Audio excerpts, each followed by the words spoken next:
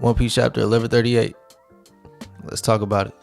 We start the chapter off with Yamato again. She's still doing her thing around the mysterious base who has the who's who aesthetic going on. He's there, he's chilling, laid up, has subordinates behind him, has his own sign that says cat in Japanese above him. Doesn't look too affected from what Jinbei did to him back in Wano. He got packed up pretty bad. He must be on his 9th life, I guess. Free the shamisen player.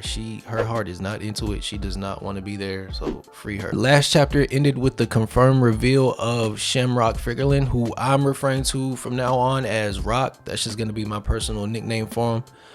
He's Rock, and Gunko is gonna be Bandage Lady from me from now on. We start with them leaving low-key bloodied up and just walking off to do whatever nefarious things they were sent to do, when low-key says something along the lines of, you know, I won't forget this, you guys are gonna pay, I'm gonna avenge my friends for what you did. Rock takes it as a threat because, you know, he's higher up. He can't take, you know, that kind of talk from nobody he deems lesser than him. So he whips out his sword, bro, and I kid you not, a three-headed dog came out and my head almost spontaneously combusted.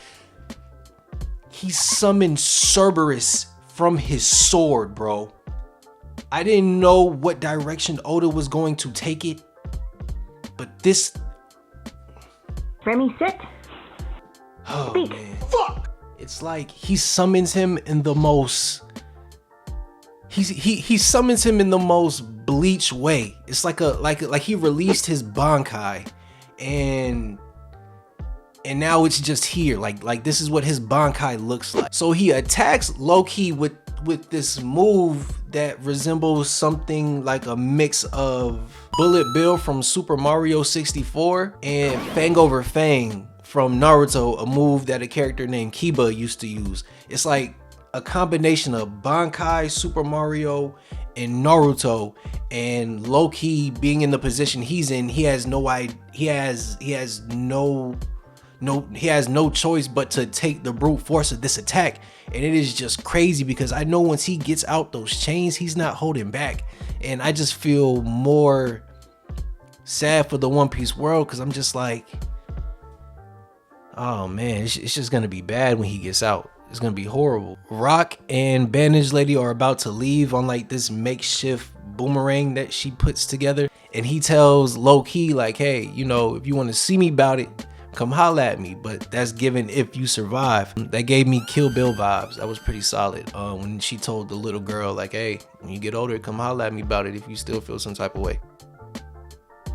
And while they leave Loki on the ground to deal with that, they're chatting about things not going as easy as they thought, because they most likely would have needed Loki to complete the mission 100%. So now there's a third on the way. They gotta call a third, and we'll see who shows up now. That has me very paranoid because at any moment they can pop up through one of those portals and just start wreaking havoc. So, you know, I'm a little on edge about that, given that we just got here. I don't know how long it's been, but after that we jump back to Luffy, Nami, and Zoro. They're back at the original castle that Rock and Bandage Lady infiltrated. They're trying to play catch up. The giants they're not killed, but they're okay.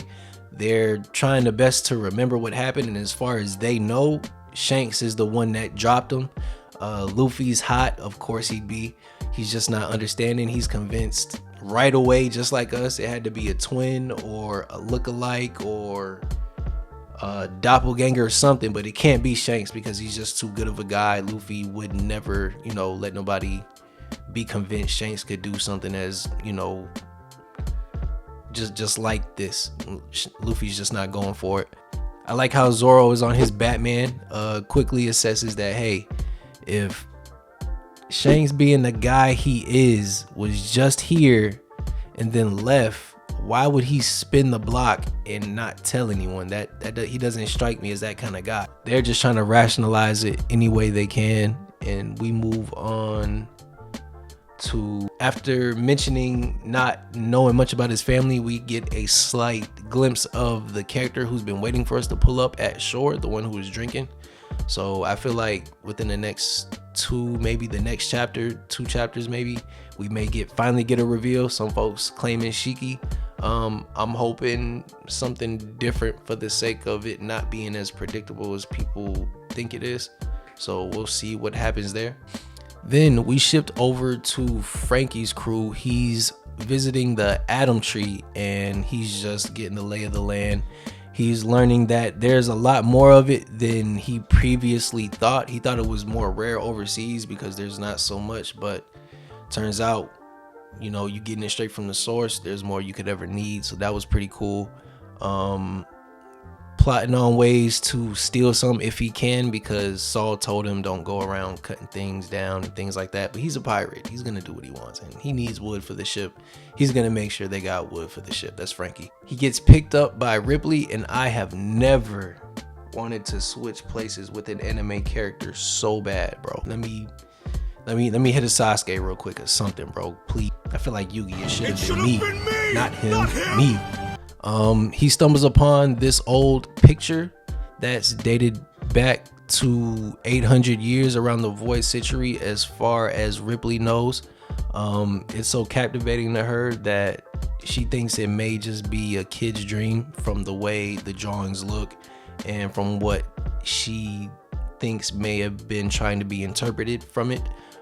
We see a collage of photos from black monsters to giants, maybe an interpretation of Emeth. I thought that was the first thing I thought when I seen the robot look alike. We know Emu's pretty old, and we know they probably had a hand in every single iteration of the world going under, and Joy Boy coming to smack them, and there's another coming.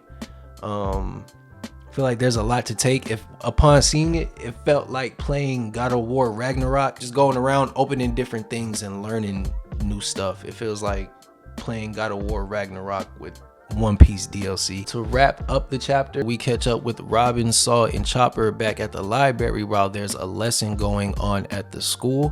Saul is breaking down the Harley text to her that were mentioned a couple chapters ago, so I think that's pretty neat. Oda's not wasting any time bringing things up and then explaining them, not taking chapter after chapter after chapter to, you know, bring up a book. You know, it's pretty cool to me. And as he's breaking that down, she's more curious. She asks to read.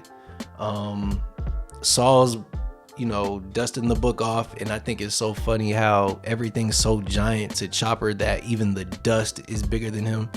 That was just funny, a little small detail I liked. And we end the chapter with Robin and Frankie's reading of these old pictures with the Harley text being the same thing. And I think it's cool because in my mind, I'm seeing the episode play out with their voices on top of each other and just being read at the same time. And I think Oda set that up fantastically. I can't wait for it to be animated. Where we could possibly go next chapter, it's anybody's guess, because we already had the follow-up to Shamrock so soon. We know where Loki is. He's not going anywhere. Luffy's crew is on the hunt for what happened. So at this point, it's anybody's guess. I'm gonna throw my hat in and say we get a clash. I definitely think we're gonna get a clash between Luffy and Rock. If not this chapter, then at least in the next two. Oda loves to leave us on cliffhangers, so I definitely feel like we'll get a clash and a cliffhanger next chapter. How'd you feel about it? Let me know. Trying to get better with the editing as time goes. Feeling myself getting more comfortable speaking on camera and things like that. Gonna try to get better. And yeah, see you guys next week. Peace.